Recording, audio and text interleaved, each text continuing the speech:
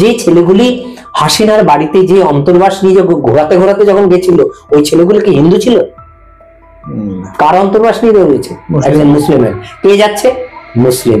আর বুঝতে অসুবিধা হচ্ছে, শ্রীমদ ভাগবতম, তাতে আমরা প্রথম অধ্যায়ের প্রথম স্কন্ধের প্রথম অধ্যায়ের 10ম শ্লোকে আমরা কলির জীব সম্পর্কে আলোচনা করা হয়েছে।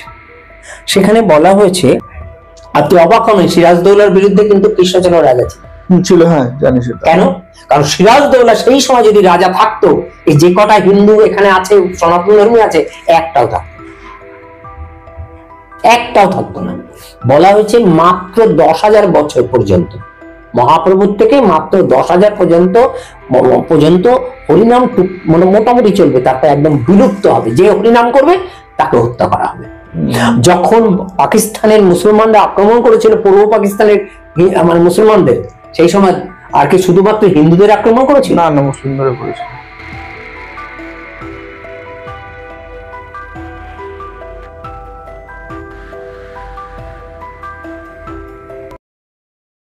নমস্কার, আমি রাজু চক্রবর্তী। আমাদের বেস্ট জয় ইউটিউব চ্যানেলে আজকে একটি খুব গুরুত্বপূর্ণ এবং সংবেদনশীল বিষয় নিয়ে আলোচনা করতে চলেছি, এবং আজকের এই আলোচনায় আমাদের সঙ্গে উপস্থিত আছেন শ্রীপাদ ভক্তিশাস্ত্রী তপমূর্তি দাসজি। তো আজকে আমরা যে বিষয়টি আলোচনা করব সেটি হলো বাংলাদেশ এবং বাংলাদেশের সংখ্যালঘু হিন্দু নির্যাতন। তো আমরা কোনো রাগঢাক না রেখেই আজকের এই প্রোগ্রামটি করতে চলেছি, কারণ বিশ্বের যেখানে যত হিন্দু আছে প্রত্যেকেই আমরা মনে করি আমাদের নিজেদের আত্মীয় সমতুল্য বা আত্মীয়ই হয়।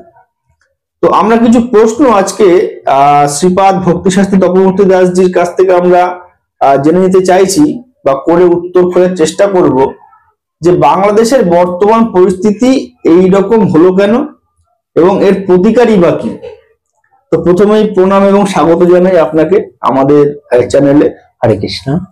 তো কোনো রকম রাগ ঢাক না রেখে একদম সরাসরি আপনাকে আমি প্রশ্নটি করতে চাইছি যে বাংলাদেশের বর্তমান যে পরিস্থিতি, এই পরিস্থিতি দিন দিন এরকম খারাপ থেকে খারাপতর দিকে যাচ্ছে কেন? আপনার মতামত কি বা আপনি কি মনে করেন এই বিষয়টি নিয়ে?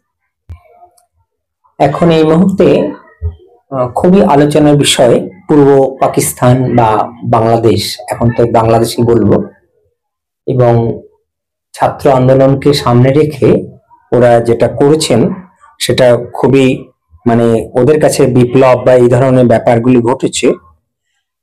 এবং এই ব্যাপারে আমাদের শাস্ত্র যে সিদ্ধান্তগুলি, সেগুলি যদি আমরা সঠিকভাবে গ্রহণ করতে পারি, তাহলে আমাদের কাছে খুব একটা নতুন কিছু নয়। কারণ হচ্ছে আমাদের শাস্ত্র বলছে, শ্রীমদ ভাগবতম, তাতে আমরা প্রথম অধ্যায়ের প্রথম স্কন্ধের প্রথম অধ্যায়ের 10ম শ্লোকে আমরা কলির জীব সম্পর্কে আলোচনা করা হয়েছে। সেখানে বলা হয়েছে যে প্রায়েণ অল্প আয়ুষ্য সর্বকলৌ অস্মিন যুগে জনাঃ মন্দা সুমন্দ মতয় মন্দ ভাগ্যা ই উপদ্রুতাঃ। কি বললেন? বলছে প্রাণের অল্প আয়ু হবে, যাদের প্রাণ আছে মানুষের, তাদের কি হবে? অল্প আয়ু। এবং তারা সভ্যতা যেটা, তার সভ্য যথার্থ হবে না, এবং তারা কলহ প্রিয় হবে, এবং তাদের মন্দ ভাগ্য হবে, এবং তাদের উপদ্রুত অর্থাৎ তাদের রোগ ব্যাধি থাকবে, তাদের মনের বিকার থাকবে, শরীরের বিকার থাকবে, এবং তারা দীর্ঘায়ু হবে না, দীর্ঘাকার হবে না, খর্বাকৃতি হবে, তাদের মেধা কম হবে। এবং এই জায়গাটা দাঁড়িয়ে কলির লক্ষণ সম্পর্কে আমরা যদি দ্বাদশ স্কন্ধ যদি খেয়াল করি, সেখানে কলির বর্ণনা এত সুন্দরভাবে রয়েছে, যার জন্য দেখবেন বিভিন্ন মঠ মন্দিরে কি আন্তর্জাতিক কৃষ্ণ ভাবনামৃত সংঘ ইসকন বা গৌরীয় মঠগুলি বা রামকৃষ্ণ মিশন বা ভারত সেবা সংঘ, বিভিন্ন মঠ মন্দিরে দেখবেন বহু মানুষ আছে যারা আর বিবাহ করছেন না।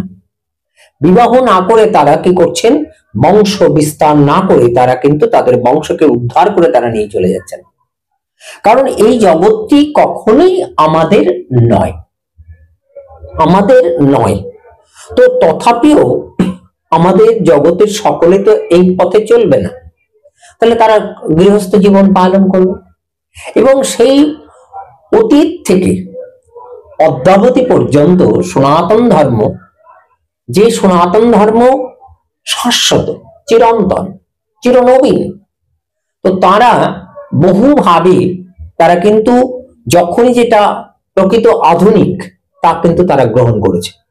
কিন্তু কিছু কিছু সম্প্রদায় পরবর্তীকালে গড়ে উঠেছে, সেই সব সম্প্রদায়ের মধ্যে যারা মুসলিম ধর্ম বিশিষ্ট, খ্রিস্টান ধর্ম বিশিষ্ট বা অন্যান্য ধর্ম বিশিষ্ট, তারা ভাবছে মানুষে মানুষে ভেদাভেদ। কিন্তু শাস্ত্র কিন্তু এইভাবে ব্যাখ্যা করেনি।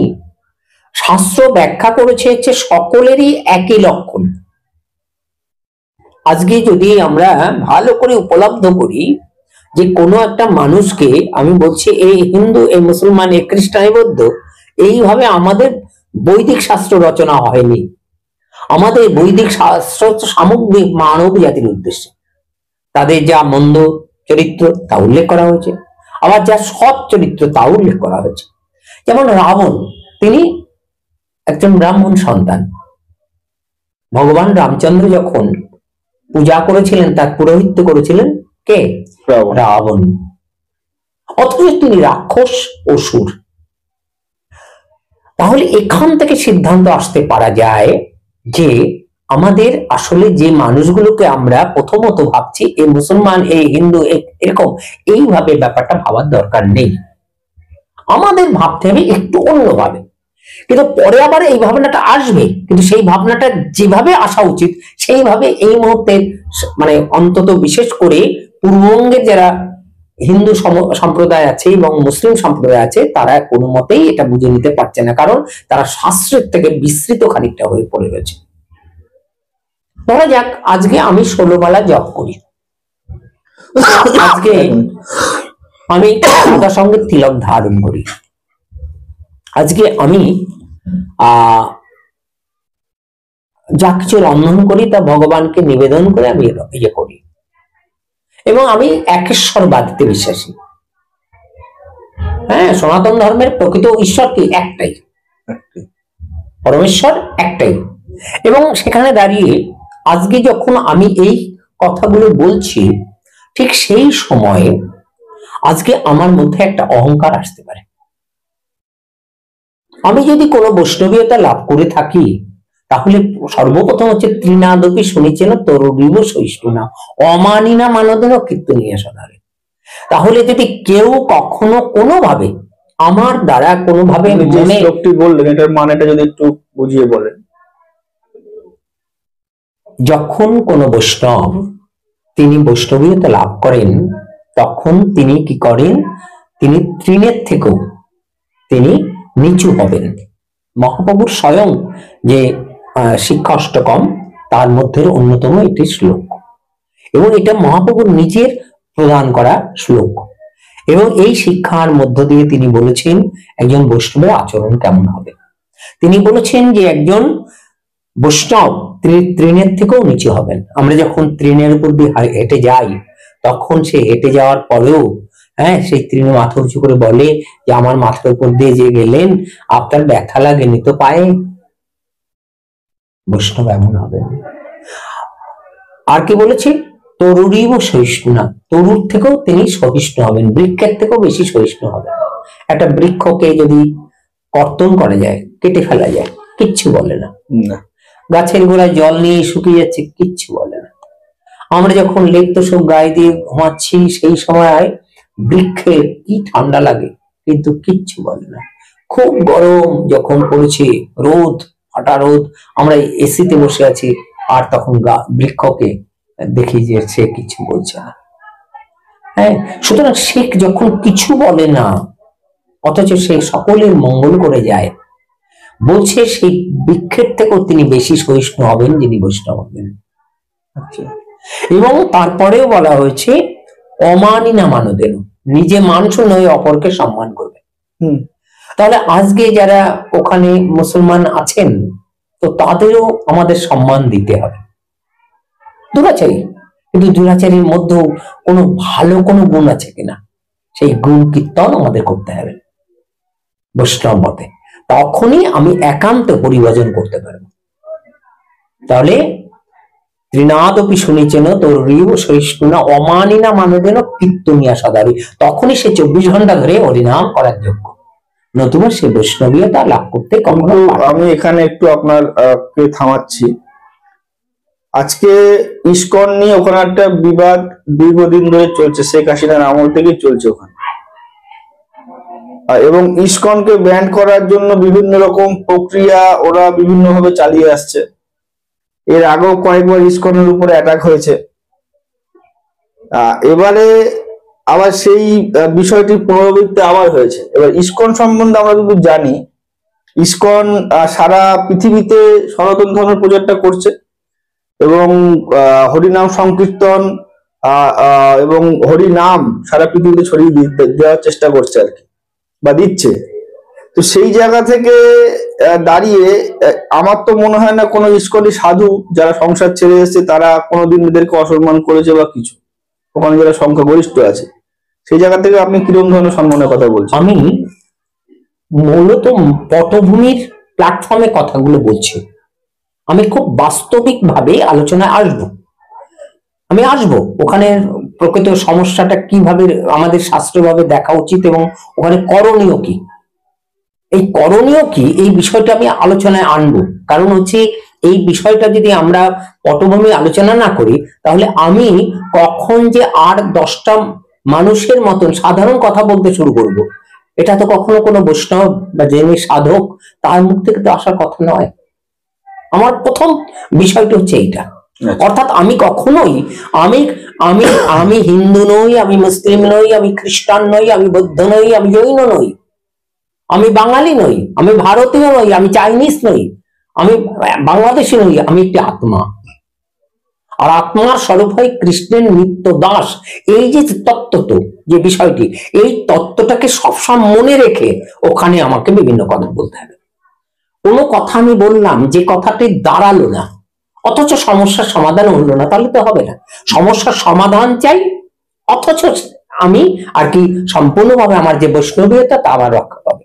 তো ওখানে যে বৈষ্ণব সমাজ আছেন, সেই সমাজের সেই বৈষ্ণবীয়তার প্রশ্নে কতগুলো বিষয় আজকে আমি আমার মতন করে আমি যেটা ভেবেছি সেটা আমি বলার চেষ্টা করছি, যা আমার সাধুগুরু বৈষ্ণবের মুখে আমি একটি লাভ করেছি, সেই তত্ত্ব তো ভূমিকাটা মাত্র বলার চেষ্টা করছি। অচিরেই বোঝা যাবে যে বাস্তবিক সমস্যাটা কি এবং আমাদের করণীয় কি। তো সেখানে দাঁড়িয়ে আমরা দেখতে পাই যে আমাদের যখন বৈদিক সমাজ গড়ে উঠল, সেই সময়ে বৈদিক সমাজে বিভিন্ন ধরনের ওষুধেরা উৎপাদ করেছে এবং সেই ওষুধদের অত্যাচার এত বিভীষিকাময় ছিল যা ভাবা যাবে না। এবং আমরা দেখতে পাই হিরণ্যকশিপু, হিরণ্যাক্ষ, আমরা দেখতে পাই রাবণ, কুম্ভকর্ণ, আমরা দেখতে পাই দন্তবক্র, শিশুপাল, এবং পাশাপাশি ব্রহ্মার পুত্র, এই যিনি আর কি পরবর্তীকালে কংস হয়েছিলেন। কংস কৃষ্ণ ভক্তদের যে কিভাবে অত্যাচার করেছে ভাবা যাবে না, তাদের নিধন করেছে। 1 মাসের শিশু যত ছিল তাদের নিধন করেছে। নন্দ মহারাজের গৃহে যেতে পারেনি বলে ভগবানকে হত্যা করতে পারেনি, এটা হচ্ছে মানে ওই জগতের কথা। তো সেখানে দাঁড়িয়ে কেন এগুলো করেছিল? কারণ কৃষ্ণ চিন্তক যারা, তাদের বিরুদ্ধে অসুরদের অত্যাচার হবেই। ফলে তাহলে কংস কে ছিল আগে ভালো করে বুঝতে হবে। আমরা দেখতে পাই সত্যযুগে যখন অসুর এবং দেবতাদের যখন লড়াই হচ্ছে, তখন অসুররা থাকতো অন্য গ্রহে এবং দেবতারা থাকতেন অন্য গ্রহে। যখন যুদ্ধ হচ্ছে তখন সেই যুদ্ধে ভগবানের সহযোগিতায় অসুরদের পরাজিত করে তাদের হত্যা করা হতো।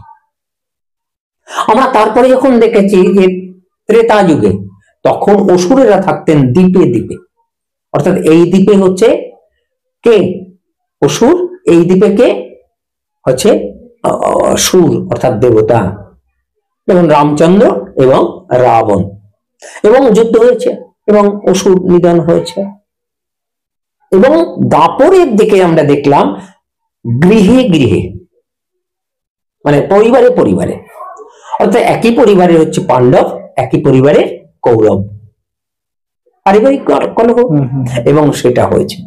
এবং কলিযুগে একটি মানুষের মধ্যেই অসুর এবং সুরের অবস্থান। আচ্ছা, মানুষের মধ্যে একটা মানুষের মধ্যেই রয়েছে, অর্থাৎ আমার মধ্যে যেমন দেবত্ব রয়েছে, আবার অসুরত্ব রয়েছে। আচ্ছা, অসুরত্ব রয়েছে, সুরাসুরের অবস্থান একই দেহের মধ্যে। আমরা দেখতে পাই মহাপ্রভু যখন তিনি দেখলেন যে তার দাদা শ্রী নিত্যানন্দের মস্তক থেকে রক্ত পতিত হচ্ছে, রুধি পতিত হচ্ছে, সেই সময় আমরা দেখতে পাই মহাপ্রভু খুব ক্রোধান্বিত হয়ে তিনি চক্রকে আহ্বান করেছিলেন। চক্র এসে গেল, জগাই মাধেই সেই চক্র দেখতে পেল, সবাই দেখতে পেল।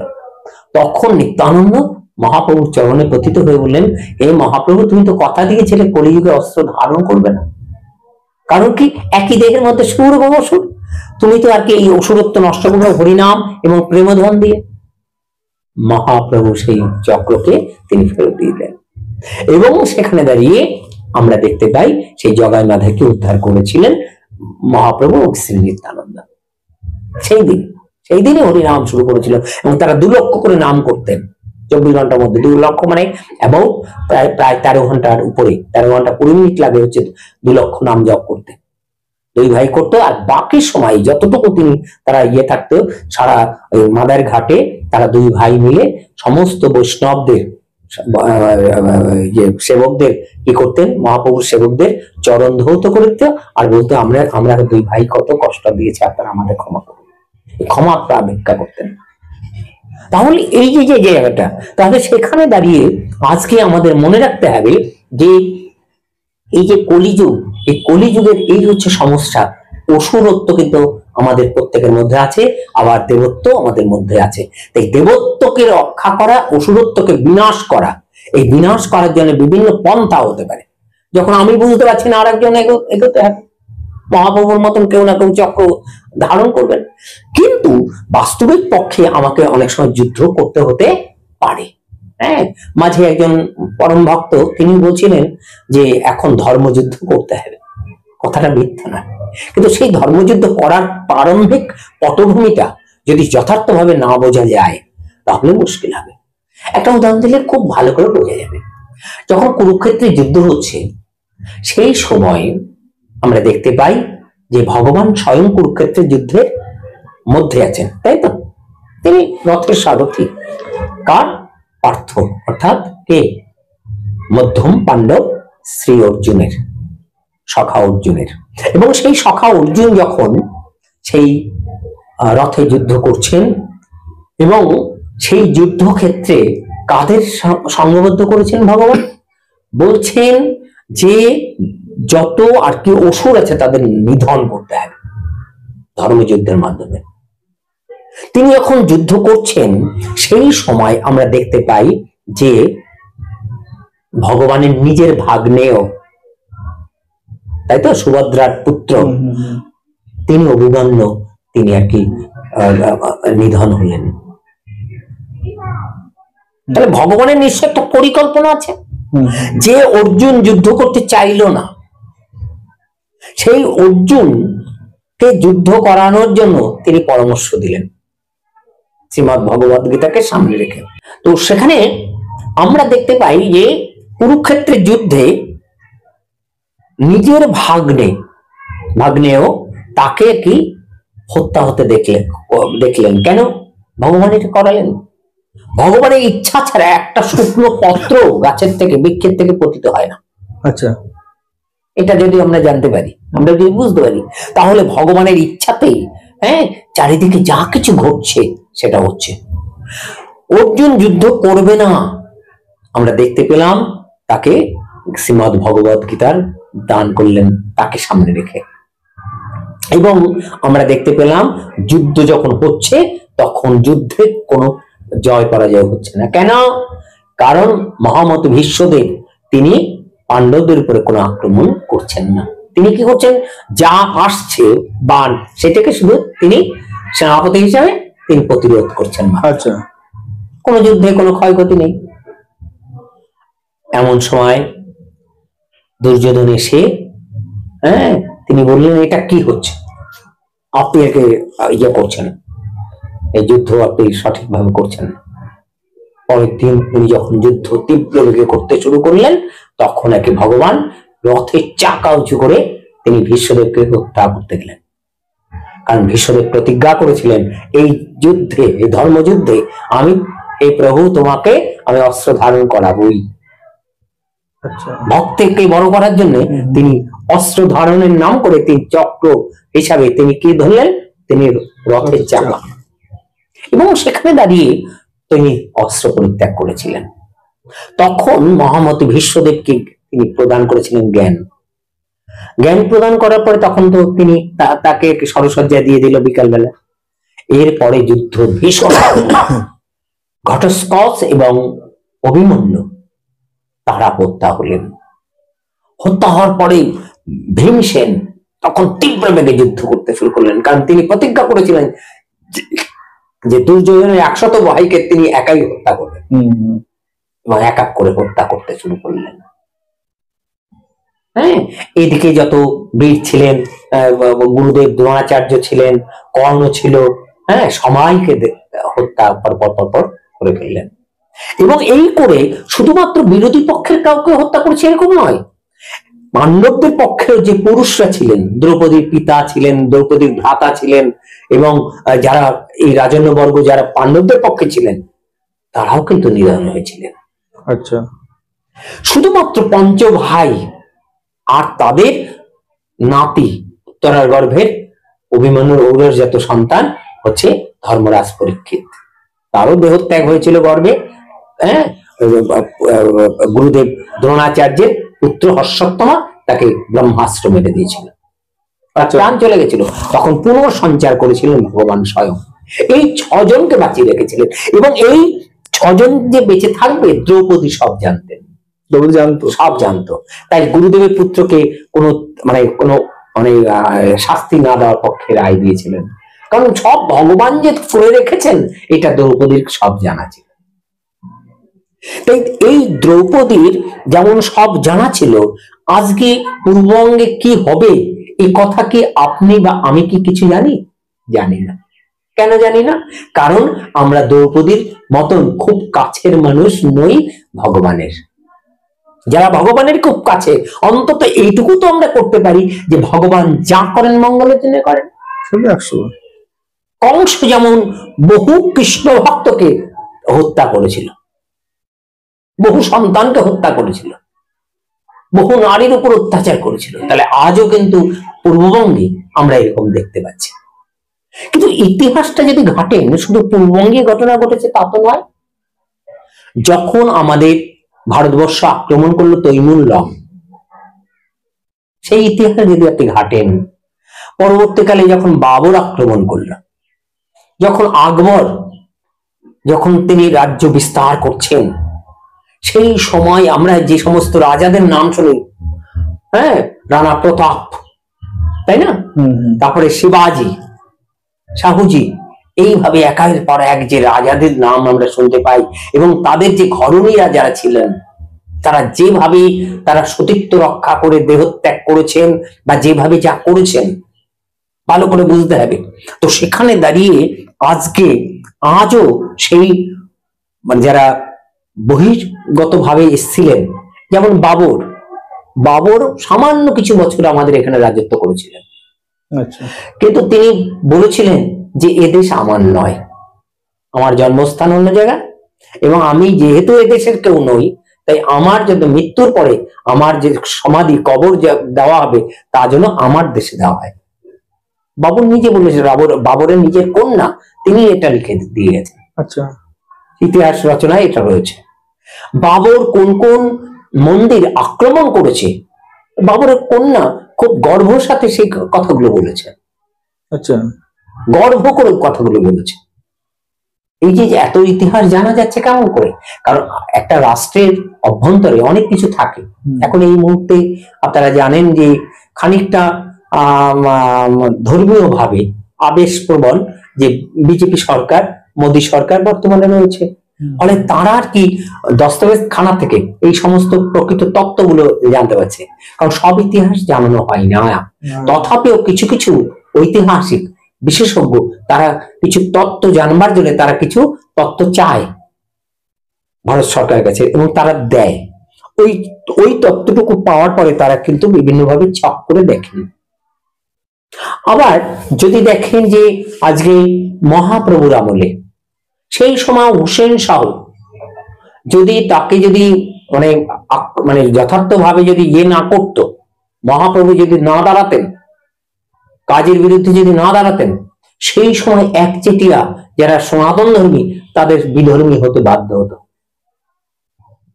পূর্ববঙ্গে আমি এই কয়েকদিন আগেই শুনতে পেলাম যে বিধর্মী হওয়ার জন্য তাদের চাপ দেওয়া হচ্ছে, এবং তারা সেই চাপ সহ্য মানে যেহেতু তারা সেই চাপ মানে পাওয়ার পরেও তারা যেহেতু ধর্মান্তরিত হয়নি, তাই তাদেরকে করেছে নিহত করে কোনো খালের পাড়ে রেখে দিয়েছে। একটি কন্যাকে তারা অত্যাচার করেছে বহু পুরুষ মিলে, এবং সেখানে দাঁড়িয়ে তার মা বলছে তোমরা দয়া করে একজন একজন করে যাও। কোন বিভীষিকাময় প্রেক্ষাপট হলে এটা হতে পারে? না, আপনি যে বলছেন যে ভগবান, আপনি না, প্রত্যেকেই বলি আমরা যে ভগবান যা করে মঙ্গলের জন্য করে, আপনি সেই কথাটা পুনরাবৃত্তি করলেন, কিন্তু ব্যাপারটা হচ্ছে এই যে ঘটনাগুলো আপনি বলছেন, এগুলো কি এতে কোন মঙ্গল সাধন হবে? আমি ঠিক যাই, আমি ওখানে যাব, আমি ওখানটা যাব বলেই আমি এই কথাগুলো উপস্থাপন করছি। এবং সেখানে দাঁড়িয়ে ইসকনের এক গোশালার গাভীগুলো অপরূপ সুন্দর দেখতে, তারা দুগ্ধবতী গাভী এবং অপরূপ সুন্দর সুন্দর দীর্ঘকায় গাভী, এবং তা সারা পৃথিবীর মধ্যে সম্পদ বলা যায়, পৃথিবীর সম্পদ বলা যায়।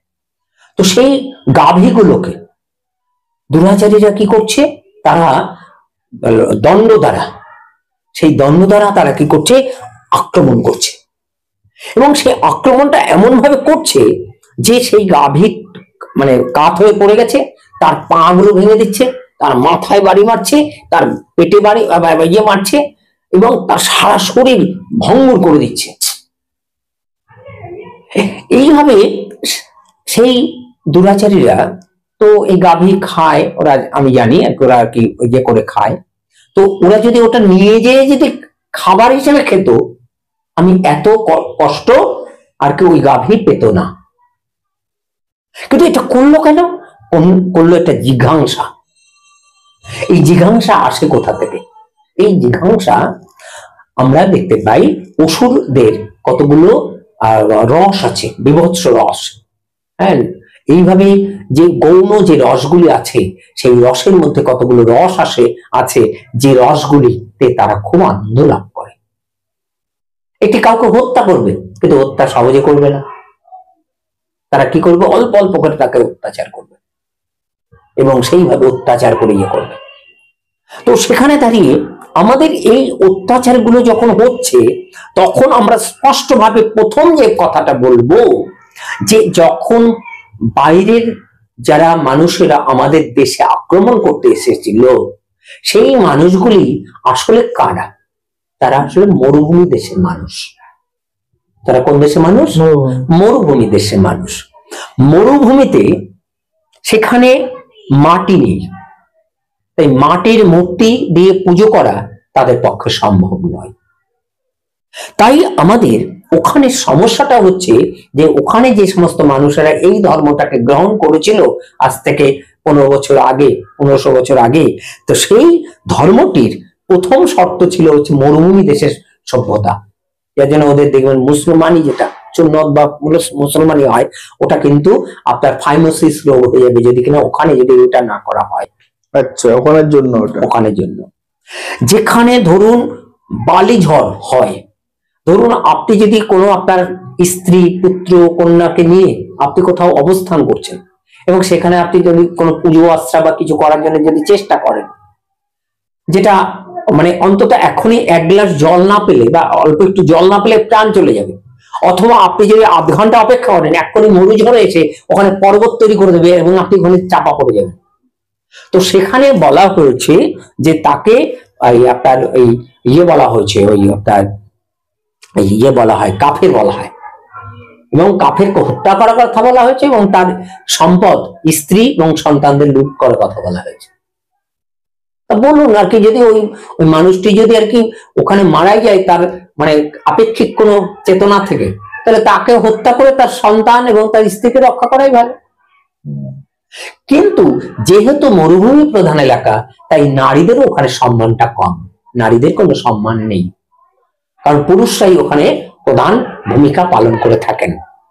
নারীদের কোথায়, যেখানে সারল্য আছে, সরলতা আছে, সাধারণ জীবনযাত্রা আছে, সেখানে নারীদের স্বাধীনতা দেওয়া যেতে পারে, কিন্তু যেখানে জটিলতা, সেখানে যদি নারীদের স্বাধীনতা দেওয়া হয় সেটা খুব ক্ষতিকারক দিক হয়। তো সেখানে দাঁড়িয়ে সেখানে তারা আর কি দেখবেন আলখাল্লা করে, যারা মুসলিম সমাজের মানুষ তারা কি করে, আলখাল্লা করে। কেন? মরুভূমি দেশে থাকতে গেলে ওখানে গরমের দেশ, তাই আলখাল্লা না পড়লে তো মুশকিল। আবার দেখবেন তারা পুরুষরা মাথা ঢাকার জন্য একটা কাপড় রাখে, কেন? বালি ঝড় আসছে তো, দেখা যাবে। অপরদিকে নারীরাও বোরখা পরে, হ্যাঁ, কেন? যাতে সেই বোরখা পরলে যাতে তাড়াতাড়ি বালিটা ঝড়ের থেকে বাঁচলো এবং তারা আর কি সুরক্ষিত থাকলো। আর ওখানে যেহেতু আর কি এই বেঁচে আছে, এই মারা যাবে, তাই ওখানকার মানুষের যে অস্তিত্বের যে লড়াই, স্ট্রাগল ফর এক্সিস্টেন্স বলে যে আধুনিক বিজ্ঞানীরা বলে থাকে, সেটা আমাদের শাস্ত্রও আছে। তো সেখানে যে লড়াইটা, সেই লড়াইতে ওরা আর কি ওই লড়াইটা তারা করে থাকেন, যার জন্য পুরুষরা নারীদের ভোগের সামগ্রী বলেই মনে করে, যেখানে মানে বেঁচে থাকাটাই কঠিন ব্যাপার। হ্যাঁ, 5 ঘন্টা বেঁচে থাকবো কিনা এরকম একটা জায়গা, তো সেখানে দাঁড়িয়ে তারা এই লড়াইটা করবে। কিন্তু সেই মানুষগুলি যখন এদিকে চলে আসবে, ধরুন সুন্দরবনের বাঘ যদি সমতল ভূমিতে চলে আসে, আমরা কি করব? আমরা তাদের সুন্দর করে আবার ধরে আবার সুন্দরবনে পৌঁছে দেবো। এইবার সারা পৃথিবীর এই মুসলিম সমাজকে মরুভূমির মধ্যে আটকে রাখা কি সম্ভব? না। কেন নয়, এটা আগে শুনুন। কারণ হচ্ছে এই মুসলিম সমাজ আসলে তারা কি করে, জাকাত দেয়, আমন্ত্রণ জানায়। কি আমন্ত্রণ? তোমরা ধর্মান্তরিত হও। এই ধর্মান্তরিত হও, এটা ওদের ধর্মের আঙ্গিনার মধ্যে পড়ে। এই আমাদের কলকাতার যে মেয়র, কি নাম ওনার? ফিরহাদ হাকিম, তিনি মন্ত্রীও বটে। তিনি বললেন, যদি তুমি মুসলমান না হও তুমি ভাগ্যবান নও, মুসলমান ঘরে যদি জন্মগ্রহণ করো তাহলে তুমি ভাগ্যবান, আর যারা জন্মগ্রহণ করনি তারা কি করো, তোমরা মুসলিম ধর্ম গ্রহণ করো বললেন। তো সেখানে দাঁড়িয়ে ওই মানুষটি যখন এই কথা বলছেন, তখন তৎকালীন সময় এই জাকাত তো উনি মুখে দিলেন, আর ওই সময় তো তার ছিল না, একদম পুরো আক্রমণ। উনি বলেছিলেন যে যারা এই ধর্ম মানে জন্মগ্রহণ করেনি তারা তো দুর্ভাগ্য নিয়ে এসেছেন, এবং প্রত্যেক মুসলিমকে মানে সদস্যকে একজন করে যদি আনতে পারে তাহলে ওনাদের জন্নতের রাস্তা সুগম হবে। মাথায় রাখতে হবে, কোরআন এবং হাদিস, এই হাদিস অনেকে রচনা করেছেন, আর কোরআনটা আপনি যদি সঠিকভাবে পড়েন দেখবেন মরুভূমির মধ্যেই সীমাবদ্ধ। আর হাদিসটা বিভিন্ন মানুষ যখন রচনা করেছেন তার বিভিন্ন অভিজ্ঞতার নিরিখে রচনা করেছেন। তো আমাদের এই ভারতবর্ষে তারা যখন এসেছেন, তারা যে সমস্ত হাদিসকে অনুমোদন করেছেন, সেই সমস্ত হাদিসগুলি আসলে প্রকৃত মুসলমানদের স্মরণীয় মানে করণীয় বিষয় নয়, কারণ সেগুলি এখানকার শাসন কিভাবে পরিচালনা করা যায় তার জন্য তারা সেখানে হাত দেওয়ার জন্য এটা করেছে। আচ্ছা, অর্থাৎ তারা এটাকে কৃত্রিম ভাবে তৈরি করেছে। তাদের প্রকৃত শাস্ত্র গ্রন্থ হচ্ছে কোরআন, তা কোরআনটাকে যদি আমি মান্য দিতে চাই, সেই কোরআনটা হবে মরুভূমির জন্য প্রযোজ্য। আজকে যদি আমাদের কোন বৈদিক সমাজের কোন মানুষ ওই মরুভূমি দেশে যদি দিনের পর দিন অবস্থান করে এবং সেখানে এসি নেই, কিছু নেই, তাহলে তাকে তার থাইমোসিস হয়ে যাবে তার লিঙ্গে। তাকে অবশ্যই সুন্নতের মতন তার চর্ম কেটে বাদ দিতে হবে। ভালো করে বুঝুন কথাটা। তাহলে ওরা যেটা বলছে তা সঠিক, কিন্তু ওটা কোথাকার জন্য প্রযোজ্য? মরুভূমির জন্য প্রযোজ্য। ওই সুন্দরবনের বাঘের মতন হাতির দল আমাদের অনেক সময় আক্রমণ করে তো, এবং তাদের যখন আর কি আপনার ইয়ে করছে, বিভিন্ন আপনার মাদ্রাসা বা বিভিন্ন জায়গায় পড়ানো হচ্ছে, তারা শরিয়াত আইনের মোতাবেক এই দেশটা চালানো হোক তারা বলছেন। দ্বিতীয়ত হচ্ছে আর একটি কথা, সেটা হচ্ছে যখন বাবর গেল, তারপরে হচ্ছে আকবর গেল, তারপরে হচ্ছে ঔরঙ্গজেব গেল, দ্বিতীয় বাহাদুর শাহ যখন চলে গেলেন, সেই সময় তাহলে শেষ সম্রাট কে ছিল? দ্বিতীয় বাহাদুর শাহ। কাদের হাতে দেওয়া হলো? ইংরেজদের হাতে। আবার বাংলার নবাব কে ছিল? সিরাজদৌল্লা। তারপরে এক এক করে এসছে এবং তা অবশেষে চলে গেছে, এবং সেখানে লাস্ট নবাব কে ছিল? মুসলমান। এবং যখন মুসলমানরা গ্রহণ করলো, পরবর্তীকালে যখন খ্রিস্টানরা যখন ইংরেজরা যখন আবার ফিরে স্বাধীনতা দিচ্ছে, তখন তাদের দাবি হলো কি আমাদের হাতে সেই স্বাধীনতা দিতে হবে। কিন্তু সেই সময় সমস্ত সনাতন ধর্মের মানুষরা যদি একত্রবদ্ধ ভাবে বলতো যে তোমরা এরা ইংরেজ আর তোমরা হচ্ছে বহির্দেশের মানুষ, তোমরাও এ দেশের কেউ নও, এরাও কেউ নয়, তোমাদের যদি কোনো ভালো জিনিস থাকে অবশ্যই আমরা গ্রহণ করবো, কিন্তু তোমাদের নয়। ওই মুসলমান যে ধর্মের যে আপনার ধর্মের প্রভাবে বহু মানুষ কনভার্টেড হলো। মন্ডল, খাঁ, বিশ্বাস, তরফদার, এই যে টাইটেল গুলি, এগুলো কি টাইটেল? আমাদের সনাতনী। অর্থাৎ এরা দুভাবে কনভার্টেড হয়েছে, একটা হচ্ছে প্রলোভনে পড়ে গেছে, আর একটা হচ্ছে শাসকের অত্যাচারে গেছে, যেটা পূর্ববঙ্গে এখন হচ্ছে। তাহলে ওরা যেটা করছেন, এই অত্যাচারটা যখন করছেন এই মুহূর্তে, আজকে ওরা খুব চাপে আছে। কেন? কারণ এই মুহূর্তে পূর্ববঙ্গে এবং পাকিস্তানের মানুষ যারা, তারা যখন আমাদের ভারত থেকে ভাগ হয়ে আলাদা রাজ্য গ্রহণ করেছিল, দেশ গ্রহণ করেছিল, সেই জায়গার মানুষরা তাদের যে অর্থনীতিটা আর ভারতবর্ষের যে অর্থনীতি এক, আপনি কি বলেন? কখনোই এক না। তাহলে তারা যদি আমাদের সঙ্গে থেকে নিরপেক্ষ ভাবে যদি এই রাষ্ট্রকে পরিচালনা করত, এবং সেখানে দাঁড়িয়ে তারা যদি আজকে যদি কোনো কারণে শাসকও হতো গণতান্ত্রিক প্রক্রিয়ায়, আমাদের কি কোনো বাধা ছিল? আমি আপনাকে একটা উদাহরণ দিলে ভালো করে বুঝবেন। ধরুন এপিজে আব্দুল কালাম রাষ্ট্রপতি হয়েছিল, বলুন আপনি তো ব্রাহ্মণ সন্তান, আপনি কি ওনার বিরোধী? না না। আপনি বলুন আমাদের এখানে ব্রাহ্মণ থেকে অন্যান্য যে সম্প্রদায় আছে, কোন সম্প্রদায়, কোন বৈষ্ণব এপিজে আব্দুল কালামের বিরোধিতা করে? এপিজে আব্দুল কালাম তো আমাদের সনাতনীদের একজন আইকনও বলা যেতে পারে। তাহলে এপিজে আব্দুল কালাম তিনি মুসলমান সমাজের মানুষ হয়েও তিনি আমার রাষ্ট্রপতি, এতে আমার কোনো ঘৃণা নেই, কোনো কষ্ট নেই, কোনো দুঃখ নেই। তাহলে তিনি যদি প্রধানমন্ত্রী হতেন তাতে কি আমার কোনো দুঃখ হতো? না। অর্থাৎ একজন মুসলমান মানুষ যদি উপযুক্ত হয়, একজন হিন্দু মানুষ, আপনারা হিন্দু বলেন, আমরা সনাতন বলি, তো আমরা যদি উপযুক্ত হই, তাহলে তাদের মধ্যে কেউ যদি উপযুক্ত, কেউ যদি রাষ্ট্রনায়ক হয়, তাহলে সেই রাষ্ট্রনায়ক হিসাবে আমাদের গ্রহণ করতে কোনো আপত্তি নেই। আপনি নিশ্চয়ই এখন বুঝতে পারছেন, তিনি আদপি শুনেছেন তরুণী বসে শুনেন অমানি না মানদেয় কীর্তনের সাধারণ মানে কি? বুঝতে পারছেন কথাটা? তাহলে আমি এপিজে আব্দুল কালামকে শ্রদ্ধা জানাচ্ছি, বলুন আপনি বিরোধিতা করবেন? কোনদিন না। তাহলে এপিজে আব্দুল কালাম মুসলমান, সুতরাং তাকে হত্যা করব, বাংলাদেশে কি এই ঘটনা ঘটছে, এটা কি হতে পারে? না।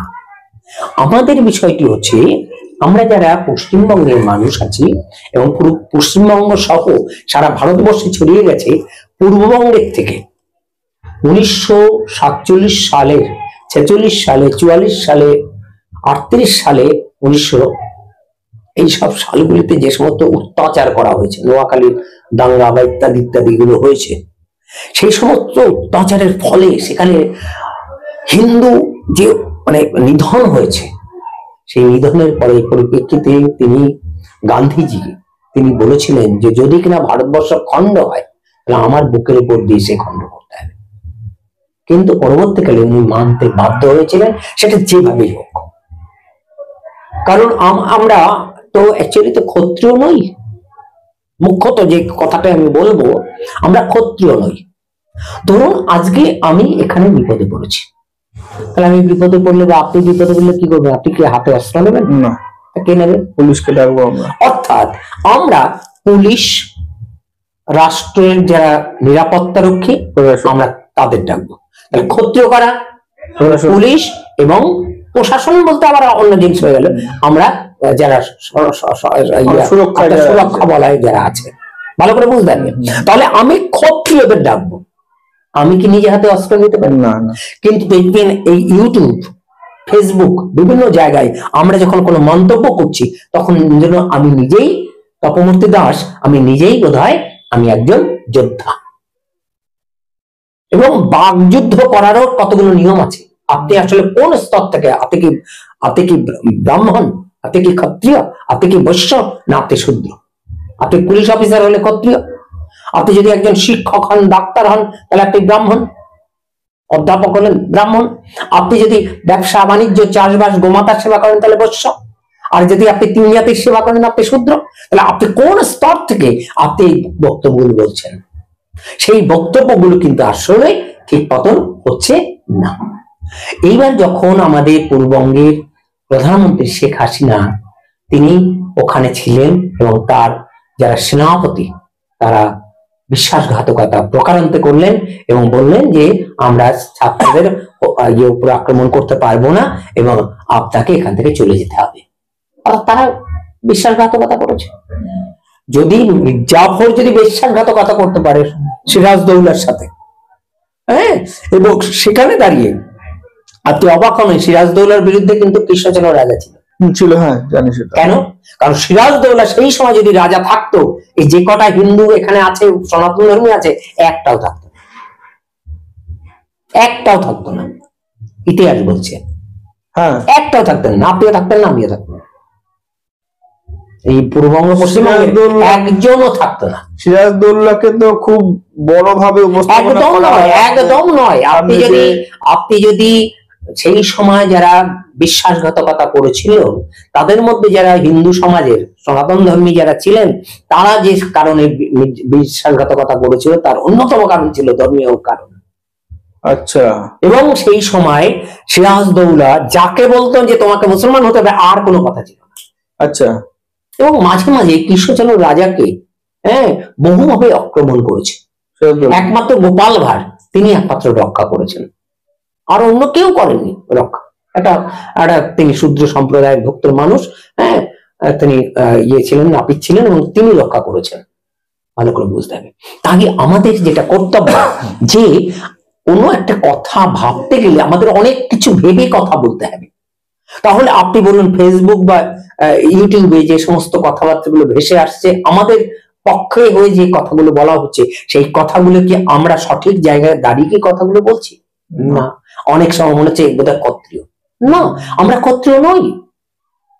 ভালো করে বুঝতে হবে। ক্ষত্রিয়কে আমাদের মোদী সাহেব, তাই তো, মমতা ব্যানার্জি, এরা হচ্ছে ক্ষত্রিয়। ভালো করে বুঝতে হবে। রাজনীতি করে ক্ষত্রিয়।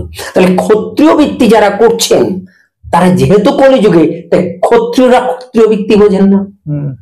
তার জন্য দেখবেন আজকে আমাদের ওই যারা যারা ক্ষত্রিয় বৃত্তি করছেন, মন্ত্রী সেজে বসে আছেন, সকলেই যথার্থ ক্ষত্রিয় নয়। তার জন্যই রাজনৈতিক আঙিনায় লড়াই চলছে। প্রকৃত ক্ষত্রিয়কে দায়িত্ব দিতে হবে। আজকে একজন পুলিশ অফিসার ঘুষ খাচ্ছে, তিনি ক্ষত্রিয়? ক্ষত্রিয় কখনো ঘুষ খেতে পারে? ভালো করে বুঝুন। কিন্তু পুলিশ মাত্রে কি আপনি কি বোঝেন? ঘুষখোর। তাহলে এই যে ঘুষখোর, অর্থাৎ আপনি বুঝবেন উনি ক্ষত্রিয় না। তাহলে উনি পেটের দায়ে চাকরি করতে এসছেন, চাকরগিরি করতে এসছেন, ও চাকরগিরি করতে এসে পুলিশে চাকরি পেয়েছেন, যেখানে লড়াই হতে পারে ডাকাতদের সাথে, চোরদের সাথে, তার জীবন চলে যেতে পারে। তাহলে সেই রকম একটা লড়াই করতে গেলে আদর্শবান যদি না হয় তাহলে কি সম্ভব? তাহলে সেই আদর্শ আমরা অনুপ্রাণিত হওয়ার জন্য আমাদের যে প্রকৃত যে ট্রেনিং তা কি আমাদের আছে? সেখানে দাঁড়িয়ে মুসলিম সমাজের বিপদটা কোথায় দেখুন। মুসলিম সমাজের দু ধরনের মানুষ আছে। এক ধরনের মানুষ আছে যারা বিবাহ করছে, একটি বিবাহ করছে, বিবাহ করার পরে একটি সন্তান বা দুটি সন্তান নিচ্ছে। সে পূর্ববঙ্গেও থাকতে পারে, পশ্চিমবঙ্গেও থাকতে পারে, এবং তারা নিরীহভাবে জীবনযাপন করছে। তারা ভবিষ্যৎকে ভাবছে, আধুনিক জীবনযাত্রাকে ভাবছে। অপরদিকে কিছু মুসলমান আছেন যারা শরিয়াতের আইন মোতাবেক তারা মনে করছে আমি 4টি বিবাহ করব এবং আমার 41টি বাচ্চা হবে। আমি আর কি তাদের ছোটবেলা থেকে কোরআন হাদিস পড়ানোর নাম করে তাদের জেহাদি জীবনযাত্রা শেখাবো এবং 25টা রাখবো হচ্ছে জনসংখ্যা বৃদ্ধি করার জন্য। অপরদিকে আমি 15টি বা 16টি রাখবো হচ্ছে আমি জেহাদি ঘোষণা করার জন্য, ধর্মযুদ্ধ করার জন্য। তাহলে যে মানুষগুলো এগুলো করছে সেটা কি শুধুমাত্র পূর্ববঙ্গের মানুষ, পশ্চিমবঙ্গ নেই? আছে তো, আছে। তাই এই পশ্চিমবঙ্গ এবং পূর্ববঙ্গ শুধু নয়, সারা পৃথিবীতেই আপনাকে যদি সঠিকভাবে বুঝে নিতে হয় তাহলে আপনাকে সর্বপ্রথম লড়াইগুলির হেতুগুলো জানতে হবে। যেমন আপনি অবাক হবেন, আমার কাছে একটা রিপোর্ট আছে যারা ভগবান মানে না, কমিউনিস্টরা ভগবান মানে না। আমার কাছে রিপোর্ট আছে যে একজন কমিউনিস্টকে ওই ছাত্র আন্দোলনের নেতারা মেরে দিয়েছিল। তাহলে কমিউনিস্ট যেহেতু ভগবান মানে না, তারা মানবতাবাদী, তাহলে তাদেরও হত্যা করো। ওরা তো মাজারও ভাঙছে, ওদের যে সুফি ঘরানার যারা রয়েছে একদম ঠিক, তাদের মাজারও ভেঙে দিচ্ছে। একদম ঠিক। অর্থাৎ তারা যারা ইয়ে হয়, দেখুন একটি গ্রামে যখন বলা হয় চোরের গ্রাম, চোরের গ্রাম, আচ্ছা একটা গ্রামে ধরুন 5000 লোক আছে, কজন চোর হতে পারে? 50 জন, তার উপরে কি হতে পারে? পারে না। তো ধরুন আজকে এই বাড়ি চুরি হলো, কালকে ওই বাড়ি চুরি হলো, পরশুদিন আগে বাড়ি চুরি হলো, এরকম হবে। এরকম হতে হতে হতে হতে সব বাড়িতে কম বেশি চুরি হয়েছে, এমনকি চোরদের বাড়িতেও চুরি হয়েছে, হবে। এবং আপনি যদি বলেন চোরের গ্রাম, কোনো ভুল হবে না। তদ্রূপ আমরা যখন দেখি মুসলমান ধর্মের যারা মৌলবাদীর নাম করে উগ্রবাদিতাকে সামনে এনে যারা অ্যাকচুয়ালি আর কি এরকম কিছু করছে, তাদের সংখ্যা সীমিত। প্রমাণ কি? কারণ আমরা দেখতে পাচ্ছি যে হাসিনার যে দল, সেই দলেরও অভ্যন্তরে যে মানুষগুলি আছে তারা তো মুসলমান আছে, আচ্ছা, তাদের উপরে আক্রমণ করছে কারা? এই জিহাদিরা। অপরদিকে বিএনপির মধ্যে যারা একটু ভদ্রলোক, যারা হাসিনার বিরোধী দল করে, তাদের উপর আক্রমণ হচ্ছে। এবং আমরা দেখতে পাচ্ছি আজকে সাধুদের, হ্যাঁ, কোন সাধুকে ইয়ে করেছে, জেলে পুরে নিয়েছে? চিন্ময় কৃষ্ণ দাস, একজন, তিনি সন্ন্যাসী, ইসকন সন্ন্যাসী, ঠিক আছে।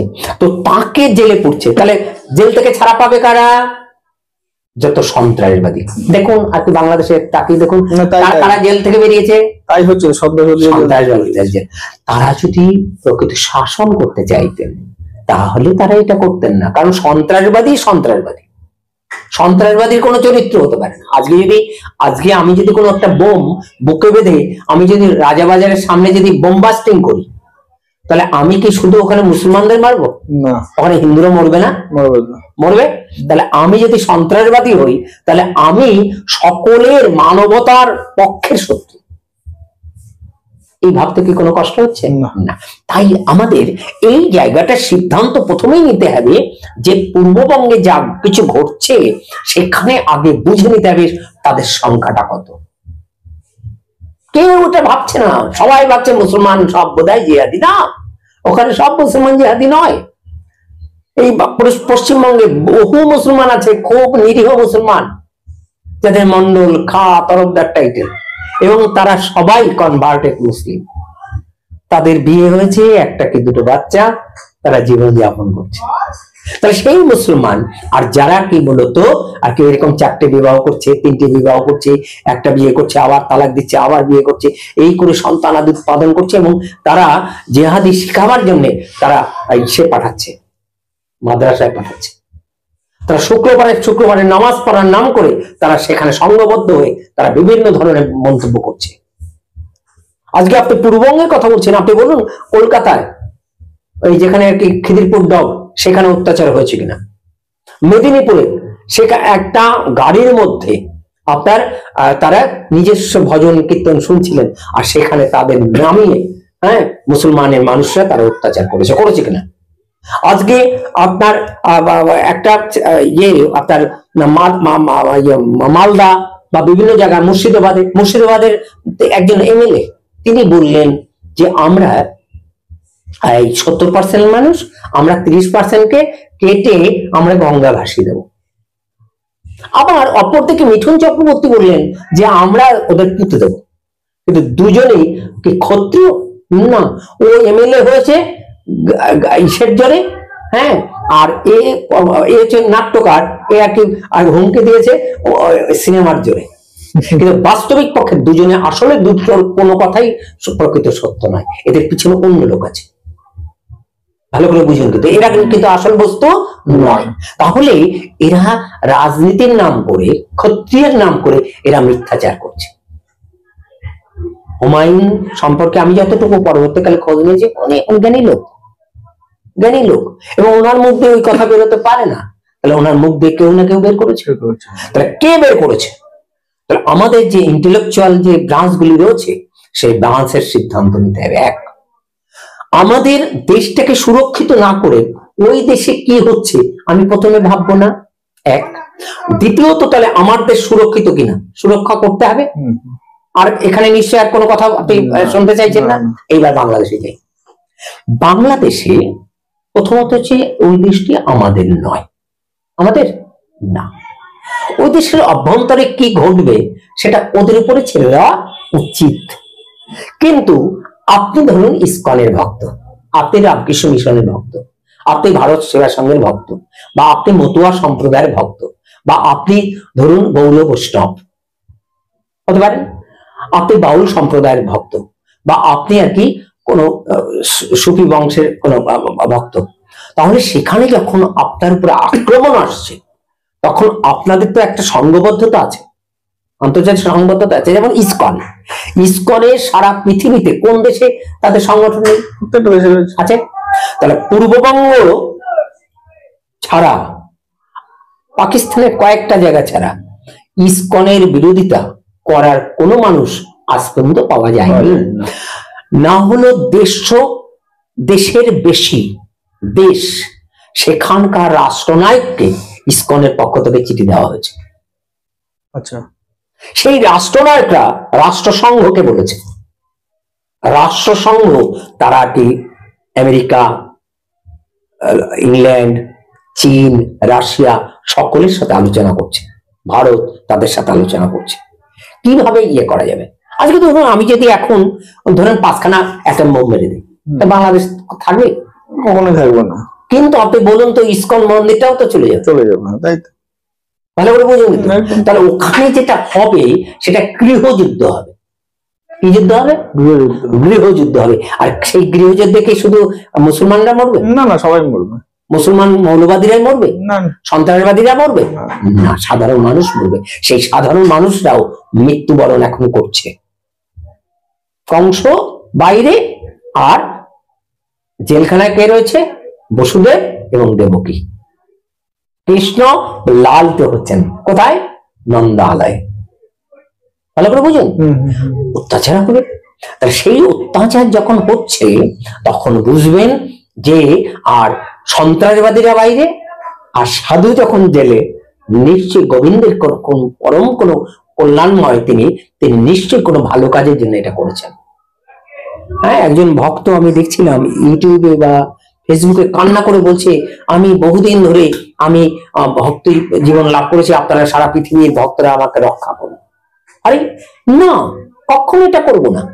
আমি বেশি করে ভজন করব, আর হচ্ছে আমার যদি কিছু মতামত থাকে আমি সুনির্দিষ্ট ভাবে আমার যে নির্দিষ্ট ভাবে যাকে বলার আমি তাকে বলবো, তার বেশি তো আমার বলার দরকার নেই।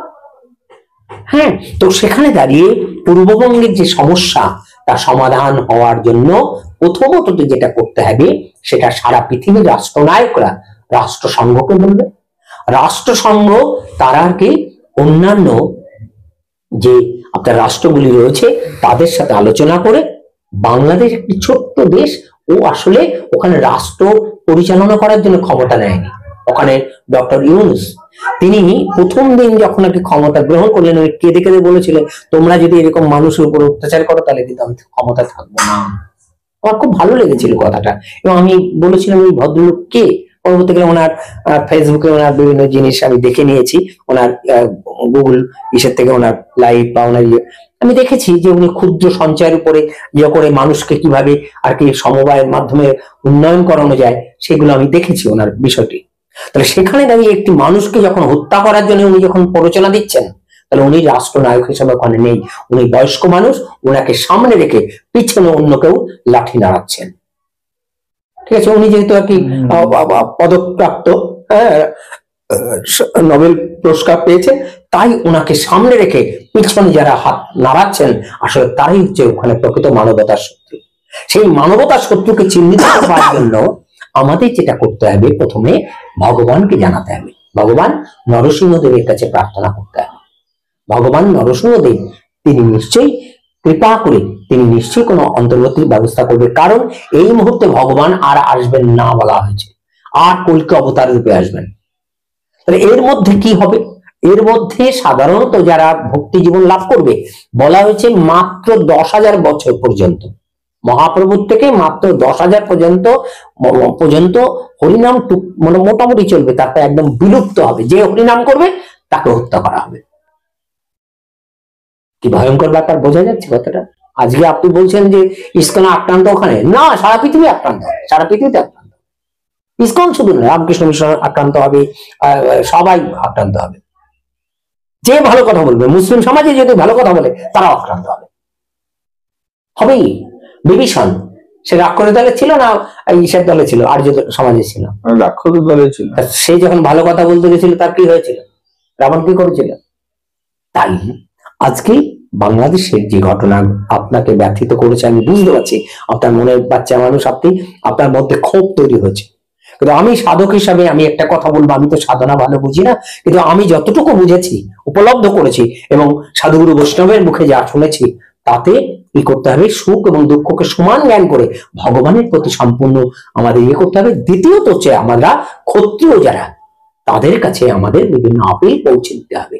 আজকে আপনি একজন যে ইউটিউবার, অর্থাৎ আপনি একজন ব্রাহ্মণের কাজ করছেন, মানুষের চেতনা পৌঁছে দিচ্ছেন, তাহলে আপনি ব্রাহ্মণের কাজ করছেন। তাহলে আপনার কাজ হচ্ছে ক্ষত্রিয়ের কাছে কোনো সমস্যা হলে তা পৌঁছে দেওয়া। তাই আপনি আর কি এই ভিডিওর মাধ্যমে আপনি তাকে পৌঁছে দেবেন। তাহলে কার কাছে পৌঁছবেন? আমাদের রাষ্ট্রনায়ক কে? মমতা ব্যানার্জি। আমাদের রাষ্ট্রনায়ক হচ্ছেন শ্রী মোদী। তাহলে তাদের কাছে আমরা পৌঁছে দিলাম, এবং তারা, এবং আমাদের রয়েছে বিডিও, আমাদের রয়েছে এসডিও, আমাদের রয়েছেন ডিএম, আমাদের ডাইরেক্টর রয়েছেন, আমাদের বিভিন্ন ধরনের যে আমাদের রক্ষী বাহিনী রয়েছে, আমাদের যে ইন্টেলেকচুয়াল যে গ্রুপ রয়েছে তারা রয়েছে, তারা আমাদের রক্ষা করবে। আরেকটি কথা বলবো, পূর্ববঙ্গের মানুষ এবং পাকিস্তানের মানুষরা মূলত উপদ্রুত হওয়ার আরেকটি কারণ হচ্ছে তাদের অর্থনৈতিক অবস্থা ভেঙে পড়েছে, এবং যখন ভেঙে পড়ে তখন তারা করে কি জানে তো, ঘরে যদি ঠান্ডা মাথায় শুয়ে থাকে, আমি তো সকালবেলা সিদ্ধ ভাত অন্ন প্রসাদ পাবো না, ভালো করে বুঝুন। তাই কি করতে হবে, তার বউ ছেলে মেয়ে বিপদে পড়ুক, আপত্তি নেই, কিন্তু যুদ্ধ করো। যে ছেলেগুলি হাসিনার বাড়িতে যে অন্তর্বাস নিয়ে ঘোরাতে ঘোরাতে যখন গেছিল, ওই ছেলেগুলো কি হিন্দু ছিল? কার অন্তর্বাস নিয়ে রয়েছে? একজন মুসলিমের। কে যাচ্ছে? মুসলিম। আপনি বুঝতে অসুবিধা হচ্ছে? ভালো করে বুঝেন। কিন্তু যখন পাকিস্তানের মুসলমানরা আক্রমণ করেছিল পূর্ব পাকিস্তানের মুসলমানদের, সেই সময় আর কি শুধুমাত্র হিন্দুদের আক্রমণ করেছিল? না, মুসলিমদের করেছিল। এবং আপনার তার যে পিতা, জাতির জনক কে যেন? মুজিবুর রহমান। সে মুজিবুর রহমানকে যে অত্যাচার করেছে, সে বিভীষিকাময় অত্যাচার। সুতরাং ওখানে যেটা হয়েছে এই মুহূর্তে, ওরা আসলে ওদের অর্থনৈতিক যে অবস্থা, দুরবস্থা, হ্যাঁ, একটা জিনিসের দাম যদি 3 টাকা থাকে, সেই জিনিসটার দাম 20 টাকা। ফলে সেই কারণে ওখানকার মানুষ একদম অভুক্ত বিলম্ব থাকার ফলে তারা নিজেরা নিজেদের কারণে উন্মাদ হয়ে কে কি করছে কিছু বুঝতে পারছে না। যখন কামনা যখন চরিতার্থ হয় না, ক্রোধে পরিণত হয়। ভগবান শ্রীমদ্ ভগবত গীতা বলেছে, ক্রোধ যদি হয় তখন তার সম্মান হয়, সম্মান হলে বুদ্ধিনাশ হয়, আর বুদ্ধিনাশ হলে সর্বনাশ হয়। আজকে পূর্ব পাকিস্তান আর বাংলাদেশ সেই সর্বনাশের পথেই যাচ্ছে। কারণ ওরা যেটা ভেবেছিল যে আমেরিকার হয়ে তারা আর কি যুদ্ধ ঘোষণা করবে। আচ্ছা, ওখানে একটা আমেরিকার ওখানে একটা আর কি সেন্টার তৈরি করে ওরা চারিদিকে যুদ্ধ করবে। কারণ আমেরিকার হাতে এত অস্ত্র এসে গেছে, সেই অস্ত্র যদি ব্যবহার না করা যায় তাহলে ওদের অর্থনীতি আর ভালো হবে না। এই তার জন্য তারা অস্ত্র ব্যবসায়ীদের উৎসাহিত করতে এই সব ঘটনা ঘটছিল। কিন্তু ওখানে আবার তো এখন আপনারা শুনেছেন যে রাষ্ট্রনায়ক পরিবর্তন হচ্ছে, ফলে তারা আর কি আবার সারা পৃথিবীর যে শান্তির যে ব্যাপার সেগুলো আসবে। তার জন্য এখন তিনি যতক্ষণ ক্ষমতা না আসছে এই কটা দিন তারা খুব অত্যাচার করবে। অচিরেই দেখবেন ভগবান তিনি নিশ্চয়ই কোনো ব্যবস্থা রেখে দিয়েছেন যা সম্পূর্ণভাবে শান্ত হবে। এবং এবার যে শান্ত হবে অন্তত আরো 100 বছর অন্তত বাংলাদেশে কোনো কিছু হবে না বলে আমার বিশ্বাস, এবং ভগবানের প্রতি আমার বিশ্বাস আছে। এবং আপনি শুনে রাখুন, যদি কিনা আপনার মনেও কষ্ট হয় আপনি দুটো ভাবে ইয়ে করবেন, এক হচ্ছে ভগবানের কাছে প্রার্থনা করবেন, এবং দ্বিতীয়ত হচ্ছে প্রার্থনা করবেন আমাদের যারা ক্ষত্রিয় আছে তাদের কাছে। আর আমরা যারা ভাষা বুঝি না, আমরা আরো ভালো যারা মানে প্রকৃত বৈদিক শিক্ষায় শিক্ষিত এবং প্রকৃত যারা বৈষ্ণবীয়তা যথার্থভাবে লাভ করেছে তাদের চরণ আশ্রয় লাভ করে আমরা তাদের কাছে আমাদের প্রার্থনা জানাবো। কিন্তু কোনো কারণে আমরা আমাদের যে ভজন, আমাদের যে সকালবেলা উঠে মঙ্গল আরতি করা, আমাদের যে 16 মালা জপ করা, সে পূর্ববঙ্গে যারা ভক্ত আছে তারাও নয়, এবং আমরাও যারা এখানে আছি তারাও নয়। আমরা সম্পূর্ণভাবে ভগবানের উপর নির্ভরশীল হয়ে ইয়ে করবো। কারণ যারা মুসলমান আছেন তারাও একেশ্বরবাদী হলেও তারা তো এই সেই সৃষ্টিকর্তা যারা বলে আল্লাহ বলে, তারা তো অ্যাকচুয়ালি তো ভগবানকেই মানে। হ্যাঁ, হতে পারে সেই ভগবানের যে ক্যারেক্টারটা যা বলছে ওটা হচ্ছে দেবাদিদেব মহাদেবের ক্যারেক্টার, যাকে আমরা ভগবান শিব বলে জানি, যাকে কারণোদক সাই বিষ্ণু বলে জানি, হ্যাঁ, যিনি সৃষ্টির মূল কারণের একটা জায়গা রয়েছেন। ফলে সেখানে দাঁড়িয়ে আমরা কিন্তু তাদের আমরা ইয়ে করছি না, কিন্তু তারা যেহেতু মরুভূমির দেশের মানুষ, তাই তাদের মধ্যে যারা ত্রুটিপূর্ণ তাদের আমরা যদি কিনা একত্র মানে ইয়ে করতে পারি, সমাজ থেকে বিচ্ছিন্ন করতে পারি, তাহলে আমাদের প্রকৃত শান্তি আসবে বলে আমার এটা বিশ্বাস। সুপ্রিয় দর্শক বন্ধুরা, কোন রকম বিভেদ ছড়ানো আমাদের চ্যানেলের উদ্দেশ্য নয়, এবং এই ধরনের ভিডিও আমরা এর আগে আমরা চ্যানেলে উপস্থাপনা করিও নি। কিন্তু বর্তমানে বাংলাদেশের যে পরিবেশ এবং পরিস্থিতি তার উপর দাঁড়িয়ে আমাদের প্রত্যেকেরই মন এখন ব্যথিত হয়ে আছে। সেই কারণে আমরা একটি উপচার পাওয়ার চেষ্টা করলাম আর কি, সামান্য বলতেই পারেন। এবং শ্রীপাদ ভক্তি শাস্ত্রী তপমূর্তি দাস প্রভুজির কাছ থেকে আমরা তার বক্তব্যটি শুনে নিলাম যে বর্তমানে এবং ভবিষ্যতে বাংলাদেশের মানুষ যেভাবে মানে অতীতে যেভাবে নিপীড়িত হয়েছেন বা বর্তমান হচ্ছেন, তো ভবিষ্যতে তার প্রতিকার কি আছে বা কি হতে পারে, এই বিষয়ে একটি আমরা আজকের এপিসোডটি আমরা উপস্থাপনা করলাম। তো কেউ খারাপ ভাবে নেবেন না, কারণ কারো মনে ব্যথা দেওয়া আমাদের চ্যানেলের উদ্দেশ্য নয়। সনাতন ধর্মের প্রকৃত বিষয়গুলি উপস্থাপনা করা এবং তুলে ধরাই আমাদের চ্যানেলের উদ্দেশ্য। আরেকটি বিষয় হচ্ছে যে আমরা আত্মতত্ত্ববাদী, আত্মার স্বরূপ হয় কৃষ্ণের নিত্যদাস। তাহলে যিনি বাঘ তারও আত্মা, সে কিন্তু কৃষ্ণের নিত্যদাস। তাহলে যে মুসলমান তার মধ্যে আত্মা আছে, সেও কৃষ্ণ দাস। তাহলে আমি আত্মা, আমিও কৃষ্ণের নিত্যদাস। তাহলে আমাদের মধ্যে ভেদাভেদ তো আসার কথাই নাই। বিশেষ করে শ্রীমান মহাপ্রভুর নির্দেশিত যে পথ, সেই পথেই আমরা যখন দেখতে পাই মহাপ্রভু যখন ঝাড়খণ্ডের মধ্য দিয়ে যাচ্ছিল, তার সাথে একজন ভক্ত ছিল, তিনি দেখছিলেন কখনো বাঘকে জড়িয়ে ধরছেন মহাপ্রভু, কখনো বলগা হরিণকে জড়িয়ে ধরছে, কখনো ময়লা সাপকে জড়িয়ে ধরছে, কখনো আর কি ময়ূরকে জড়িয়ে ধরছে, এবং কখনো বৃক্ষকে জড়িয়ে ধরছে। তখন সেই ভক্ত ভাবলেন যে মহাপ্রভুকে যদি আক্রমণ করে, তখন মহাপ্রভু স্বাভাবিক হয়ে তখন বুঝলেন এর দেহ বুদ্ধি হয়েছে। তখন তিনি কি করেছিলেন, তিনি তখন ওই বাঘ, হরিণ, ময়াল সাপ এবং ময়ূর এদের দেহ বুদ্ধি নাশ করে তাদের দেহ হরিনাম করিয়েছিলেন। তবে এটা যদি সত্য হয়, এটাকে যদি সত্য বলে আমরা প্রতিবাদ্য করতে পারি, আমরা যদি গ্রহণ করতে পারি, তাহলে কেন আমরা একটি মুসলমান হ্যাঁ, আমরা বহু ক্ষেত্রে পাচ্ছি। আজকে তো পূর্ববঙ্গে আর কি আপনার যেমন দেখা যাচ্ছে যে ওখানে অত্যাচার হচ্ছে বলছে, আপনার দাবি করছে, আপনার সারা পৃথিবীতে এখন বহু মুসলমান তারা হরিনাম করছেন, আমি একই সময় দেখাতে পারি একদম এখন, মানে এখনই হয়তো এই সন্ধ্যাবেলা দেখতে কীর্তন করছে। তাহলে সুতরাং ব্যাপারটি এইভাবে নয়।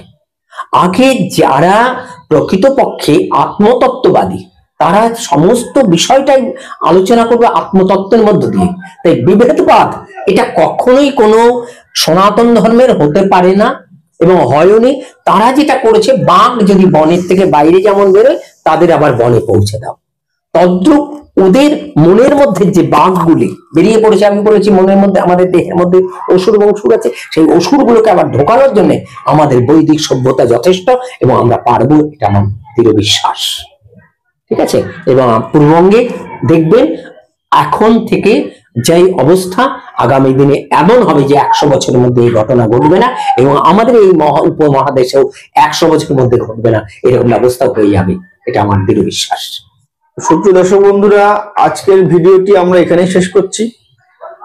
আগামী আরো এই ধরনের ভিডিও পেতে আপনারা অবশ্যই চ্যানেলটিকে এখনই সাবস্ক্রাইব করে রাখুন এবং এই ভিডিওটি যদি ভালো লেগে থাকে তবে অবশ্যই আপনার পরিচিতদের মধ্যে এটিকে শেয়ার করে তাদেরকে দেখার সুযোগ করে দিন। ভিডিওটিকে ভালো লাগলে অবশ্যই লাইক করুন এবং আপনাদের মহামূল্যবান মন্তব্য আমাদের কমেন্ট বক্সে কমেন্ট করে জানান, কারণ আপনাদের মন্তব্য অনুযায়ী আমরা আগামী দিনে আপনাদের মতামত অনুযায়ী নতুন নতুন ভিডিও আনার চেষ্টা করব। তো আজকের ভিডিও আমরা এখানে শেষ করছি। কোনো রকম বিভেদ ছড়ানো আমাদের মূল উদ্দেশ্য নয়। আর দেখা হবে আবার আগামী ভিডিওতে নতুন কোনো বিষয় নিয়ে। নমস্কার।